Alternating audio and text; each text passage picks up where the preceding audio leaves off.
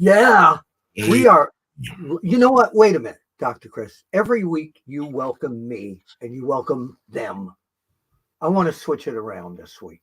Let's do it, man. I want to welcome the incredible Dr. Chris Featherstone. Thank you, sir. He's been in wrestling journalism and other sports journalism. Is a brilliant mind for this business and psychology and psychiatry in general. He's certainly straightened me out. But I want to welcome all of you to another live edition of UnSKripted with Dr. Chris and me. I'm Bill Apter, that guy that you're looking at right now. Yeah, Dr. Chris. That's me. And Bill. Hey, boy, I need the finger. Oh, the finger. There it is. There it is. You can never figure out if it's this way or that way. It's terrible. Yeah. So thank you for the amazing introduction. Well worth it. I'm going to do a PR move and get ahead of the curve. And just in case people are wondering why I sound so bad, man, I feel like Michael Jordan flu game 1997. I was just fine earlier today, and around lunchtime, I just got hit like a ton of bricks, man, and got some flu-like symptoms and sore throat and yeah, but you're gonna have that nice bass like singer. Can you do like a boom boom boom boom? Boom, boom, boom, boom, boom, That's boom. incredible. It's better than the weeks that when you're not. Oh man. So well, I can go that low any other week, but I want to hear it. I want to hear. We're gonna have to do harmony. I got sunshine. Give me some on a rain, clear, cloudy day. Boom, boom, when it's cold outside. There you go, my guy.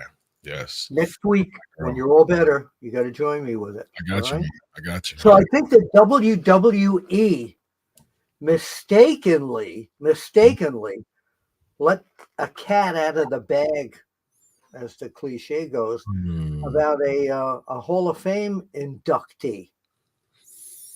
And they are advertising on their various platforms that you can buy merchandise for Ken Shamrock out of nowhere. Now figure with the connection with TKO and UFC and all this, and a great candidate. But again, I think they may have slipped and just let that out there. But man, definitely a guy who deserves it for both. Well, this is the WWE Hall of Fame, so he had an incredible career in WWE. Yeah. And I hope I'm not reading this wrong. What do you think? Oh, well, I agree. I mean, I think it's a no-brainer for Ken Shamrock to be in the Hall of Fame. I'm definitely down for that. I think he's, had a really good resume throughout pro wrestling period. I mean, he's been former Intercontinental champion and former NWA champion. He's he won in TNA. Well, he won in NWA when it was NWA. I was there the first night. Bob Ryder, the late great Bob Ryder, called me and he said that Dixie Carter would like you to come down, invite you down from the magazines and take pictures of his match, that match where he won the National Wrestling Alliance Championship. And you talk about someone who predated a Brock Lesnar. Yeah, absolutely. Just a tough guy that the guys were actually scared to get into the ring with at times. Yeah, because he was a real tough guy, and he still is. Yeah, and Ken Shamrock has this thing where he just every 3 or so years, he release a picture, and he'll be rock solid shape like he was 30 years ago. So recently did that. I haven't seen him in a while, but and he had a TNA run over the past few years. Recently, again, came back for a little bit. He did. Yeah, so kudos to Ken Shamrock. Amazing personality, and he never started. He works out like a madman. Do you in your memory bank, because mine's not as good as yours for these things? Do you remember a particular match that you saw him in that you went like, man, that was a great match? I liked his feud with The Rock. That was probably my favorite Ken Shamrock moment. He was a good rival to the corporation.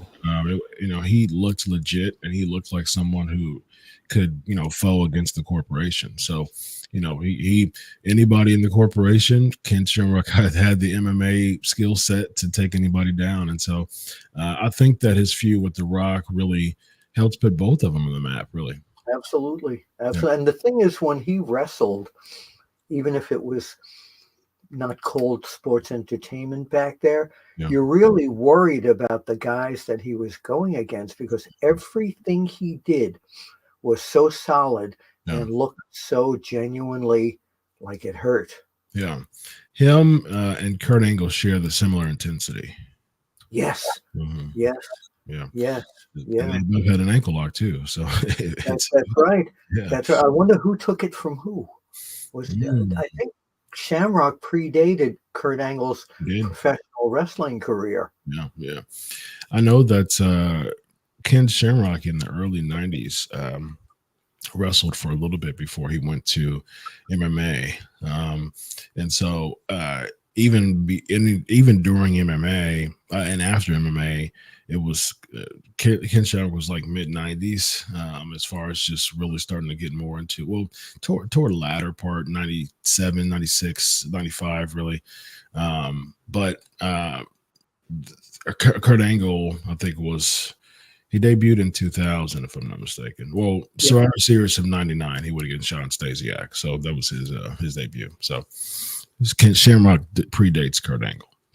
Yeah. So if this is about to happen, I think it's an excellent choice for the first inductee announcement of 2024. Yeah. And we're breaking it here, right? But again, I think the merchandising department put that out, but I think again it's people very easy to read. Why the heck would they just put out Ken Shamrock stuff out of nowhere? Especially when he hasn't had an affiliation with WWE for a number of years. So, that's correct. Yeah, that's correct. Indeed. So a lot of you say indeed like Gordon Soley used to. That was his segue to something. He'd go, well, that's correct, Oli, indeed. Yep. And then he'd go to another topic. So the indeed, it's going to take us from topic to topic. That's my studious transition. Yeah, so indeed, what I want to talk about right now is the Nature Boy, Ric Flair. Yeah. As you know, Flair has been feuding with Lex. Oh, wait a minute. I'm getting carried away. Very nice. Very In nice. my Gordon show. Thank you. Thank you. Nice. Gordon was a dear friend. Miss him very. Nice. And he was a great character. He's a great character. Yeah. When we were doing the Lords of the Ring videotape, which was wrestling's very first videotape, the night before, Gordon liked to have a drink or two, and we went to a local establishment along with Craig Peters, one of the PWI editors, who was one of the producers, and Jeff Otto and John Bersicelli, who went into politics. And somebody came over to me and thought I looked like Paul Schaefer from the David Letterman show. And Gordon said, "Well, indeed, it is Paul Schaefer." And he had me get up and sing with the trio there. Had me signing autographs as Paul Schaefer all night. So if any of you were there, it wasn't him. I can definitely see the resemblance between you and Paul Schaefer. Well, maybe when I wear glasses, but indeed. Yeah. So the Nature Boy, Ric Flair, a lot of controversy going on at this point, and I think you've probably heard the news about that. He cut a promo because he's Ric Flair, you know, inviting the 18 to 20 some odd your girls, and don't bring your husbands and don't bring you. But that's Ric Flair. Yeah. Even at his age, doing that, it upset a lot of people. But now the big thing is that, you know, he said that he'd be willing to leave AEW if it embarrassed them. But it now has taken another step where Tony Khan has said something, and I can't paraphrase this exactly, is that Flair and the Flair company is paying for the promotion of the Woo Energy drink. They're not paying Ric Flair. He's paying them per performance. This like sheds a new light on this whole relationship. What do you think, Dr. Chris, after this whole thing, that he should just show up for the Sting's final match and leave it alone until then? I do. I mean, because, you know, I don't really see a point of Flair being there anyways. I mean, like, you talk about hemorrhaging funds. I mean, Ric Flair is a legend, you know, arguably the greatest of all time. But at 74 years old, almost 75 years old, I don't think that there's the return on investment. It's just not a good business move. So, but they're not paying him, according to what Khan said. Yeah, so it doesn't matter. He's paying them. Yeah, I mean, why not? Still, I mean, like even Tony Khan's fronting the bill as far as his energy drink. That's still indirectly paying Flair, because Flair gets the revenue from it. So, well, how is he fronting the bill if they're a paid sponsor? Actually, I'm losing that. No, so Tony Khan's paying for the Woo Energy drink, right? No, not from what I understand. Woo Energy drink is paying to be on that show. That's what I read. Okay, so I thought he signed a multi-year contract. Flair did. Probably a sponsorship contract. Oh, okay, got you. Yeah. I mean, I still don't find. I mean, it's hard for me to think that Flair is not getting anything out of this, you know, money wise. You know, I mean, Flair is a money man. You know, he's selling his drinks, so there are profits coming in based off the TV, probably. Sure, but he's still getting so Woo Energy is paying for advertising, but correct. But who is paying Woo Energy? Like, who's paying his company to advertise? Like, is Tony Khan giving Flair anything there? So he's just coming according to the reports, and I'm trying to find out more information. Okay. No, that he's practically working. It's like a free deal. You want to come here, you sponsor your spot here. It's like when I used to buy radio time in New York. I paid for it, and I got my sponsors.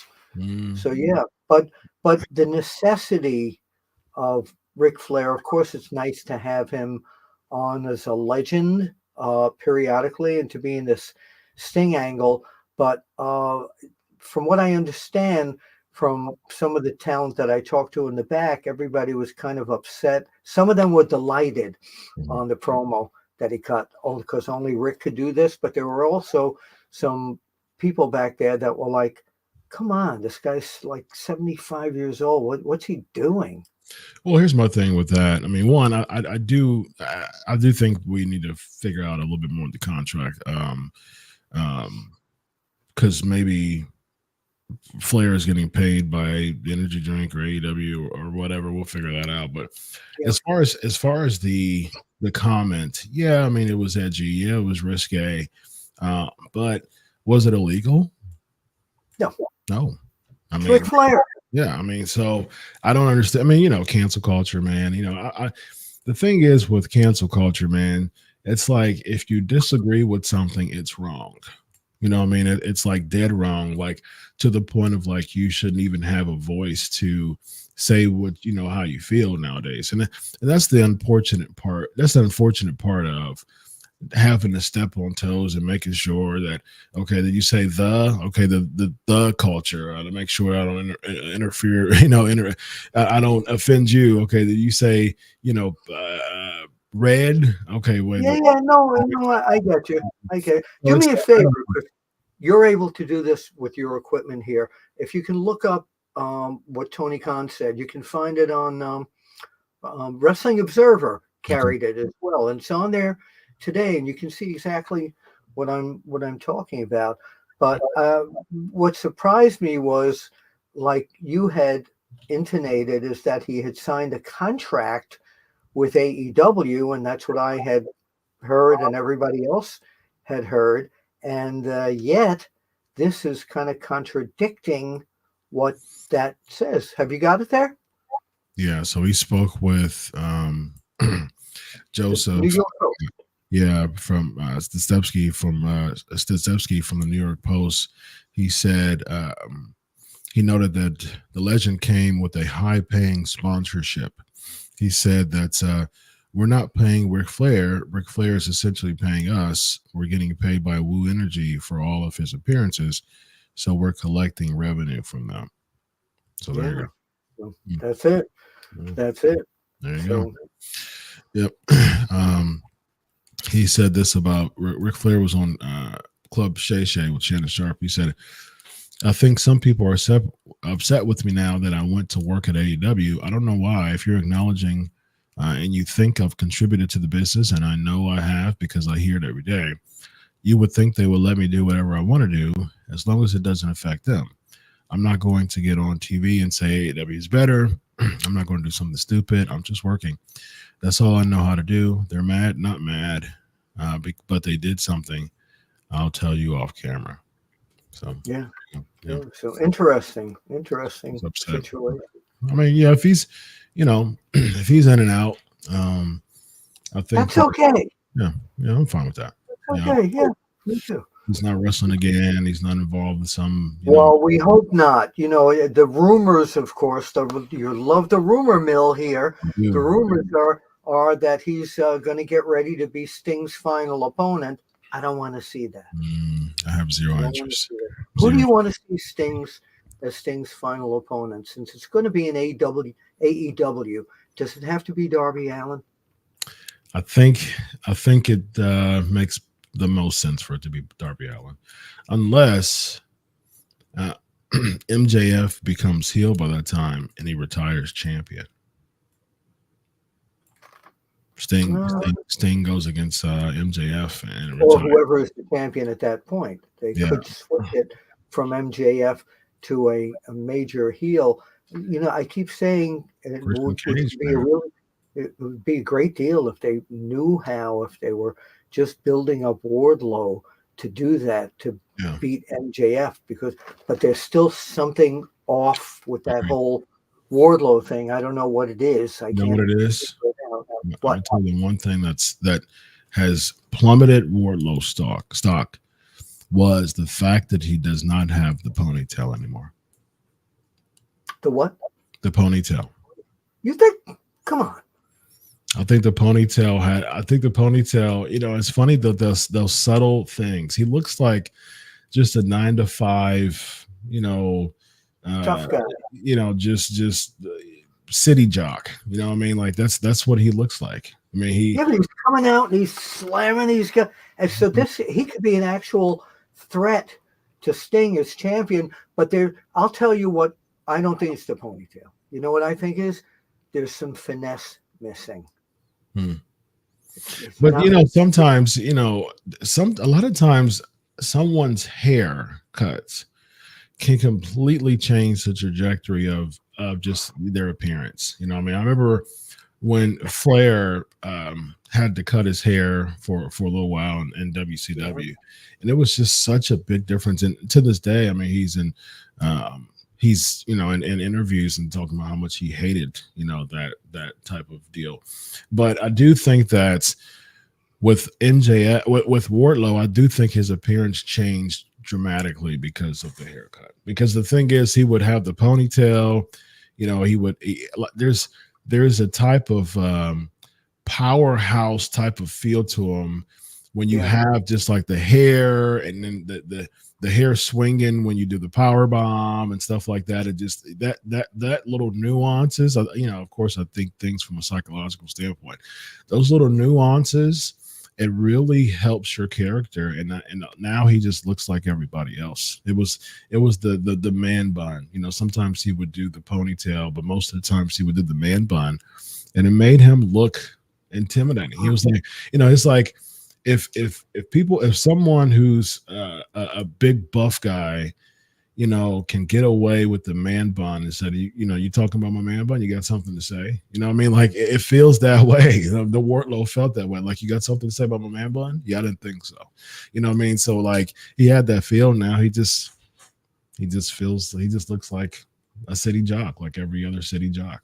I've just been waiting for, and again, I've mentioned this before, what WWE Machine could do for this kid, I think would be absolutely amazing, because he goes in there and it's that whole like wild man thing, go in and pick the guy up, throw him down, boom, boom, boom, and I'm out of the ring. Yeah.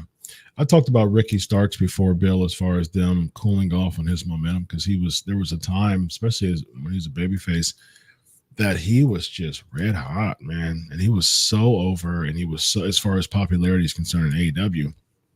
And they cooled him off. They brought him over to Collision, and then he turned heel. And yes, he's tag team champs now with Big Bill, but his singles run as a babyface just was red hot. And that's what they did with Wardlow, man. When he came in, when he was a babyface and turned on the whole, every week he had to go against someone else. It was Goldberg. Man. It was so good. It was so good. And they cooled off on him. They had him win the TNT championship and then feuding with like Powerhouse Hobbs. And it was just like, I like Powerhouse Hobbs, but it wasn't, Powerhouse Hobbs just wasn't at that level yet to trade wins and losses. MJF, Wardlow, you got to be really careful about someone you're trying to push trading wins and losses. He couldn't afford to trade wins and losses at the time that he did, and that dipped him quite a bit. That he was booked to trade wins and losses in the feud. He couldn't afford it at the time. Mm-hmm. Yeah, agreed. All right. Another thing you and I were talking about a few weeks ago, and we kind of can we butt heads here? How do we do that? Oh. Darn it! You got those darn things on. Yeah. That hurt. Yeah. We butt heads on, and I'm going to bring it up again because I tweeted something that got 2 zillion views yesterday after Monday Night Raw. Mm-hmm. Is I said that, in my opinion, the Creed brothers are maturing into what the Steiner brothers became.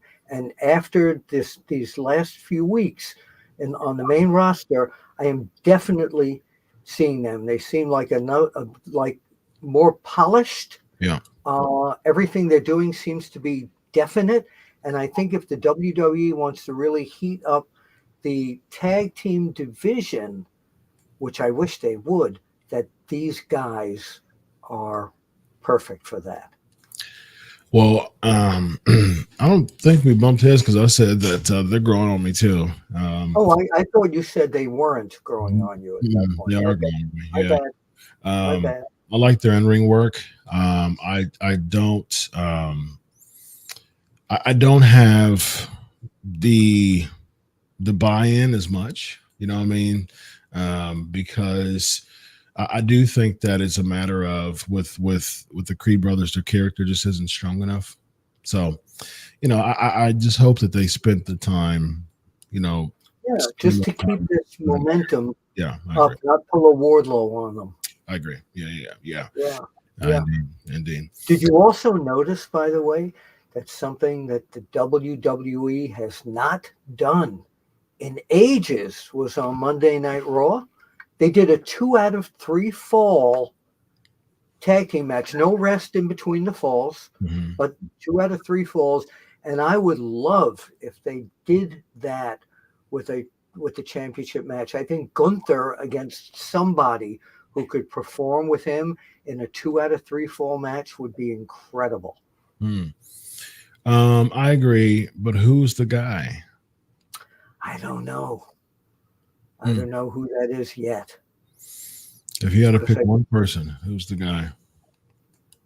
Well, you know what? It could be if he was without all the shtick part. Seth Rollins would be a very good opponent for that because Rollins is a fine technical wrestler.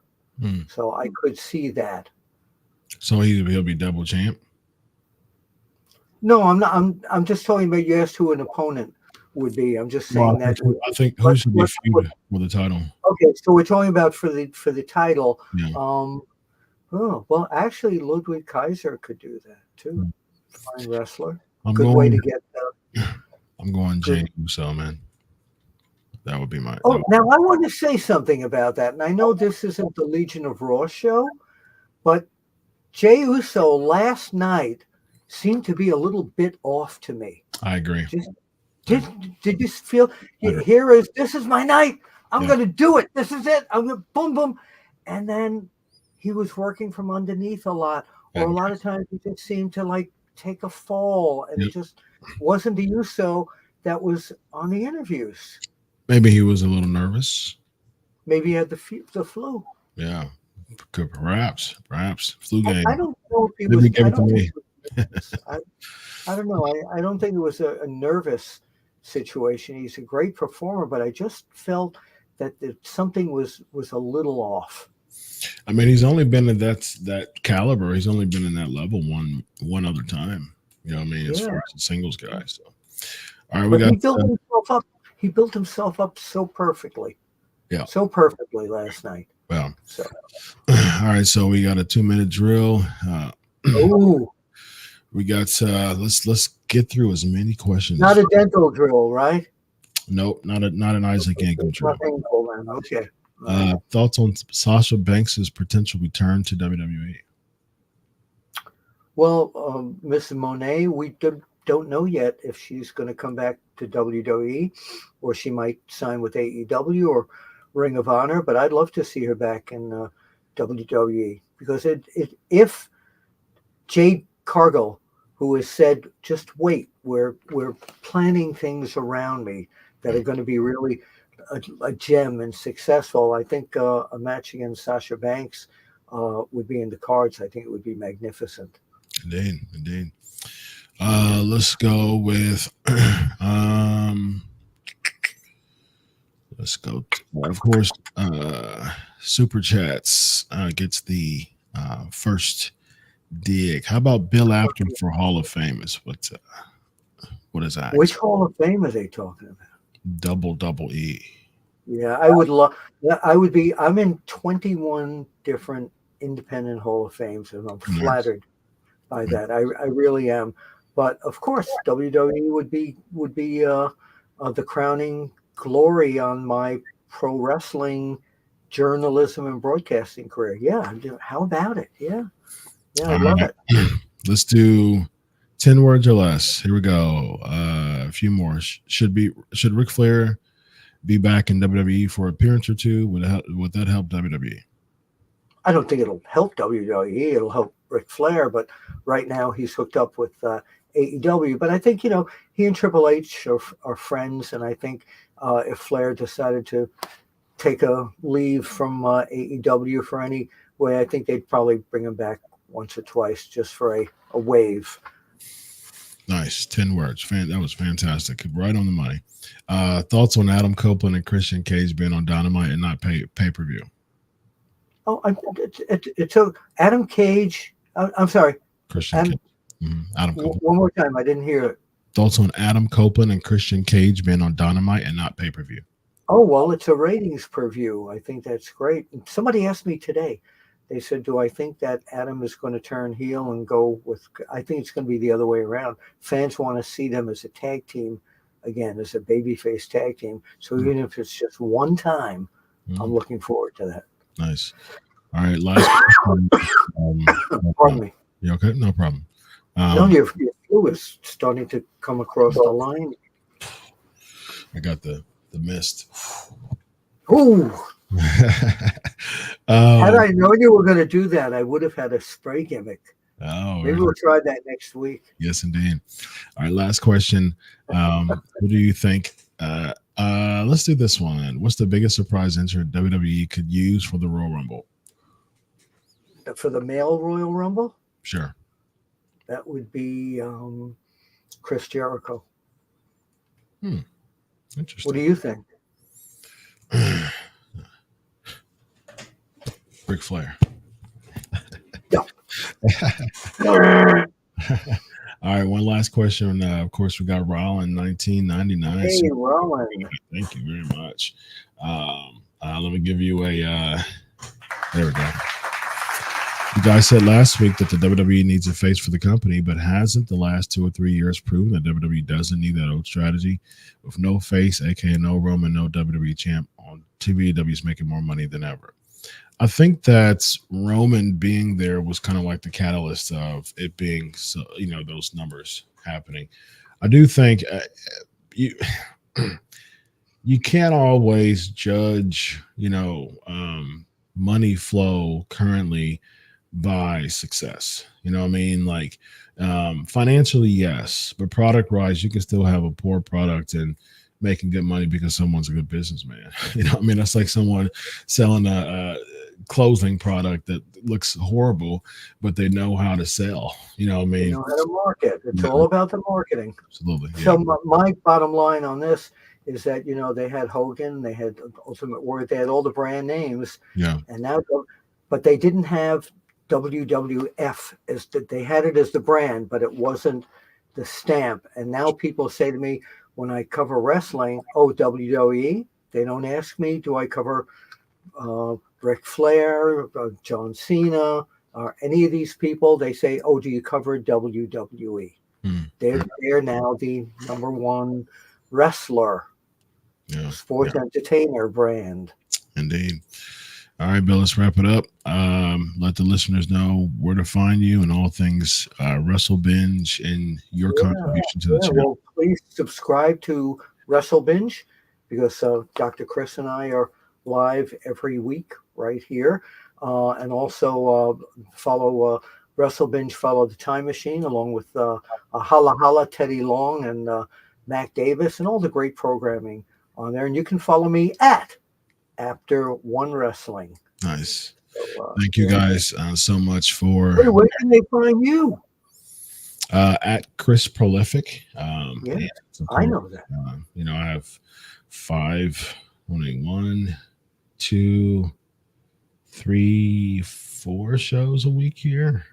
Yeah, 4 shows a week, man. So that's really cool. So yeah, man, thank you so much for bearing with me, everybody. You were great. Thank you. You were terrific. Now wait a minute. I introduced you, so now I'm going to outroduce you. All right. Ladies and gentlemen, for Dr. Chris Featherstone, this is Bill Apter here on UnSKripted on Wrestle Binge, and we'll see you at the matches. So long.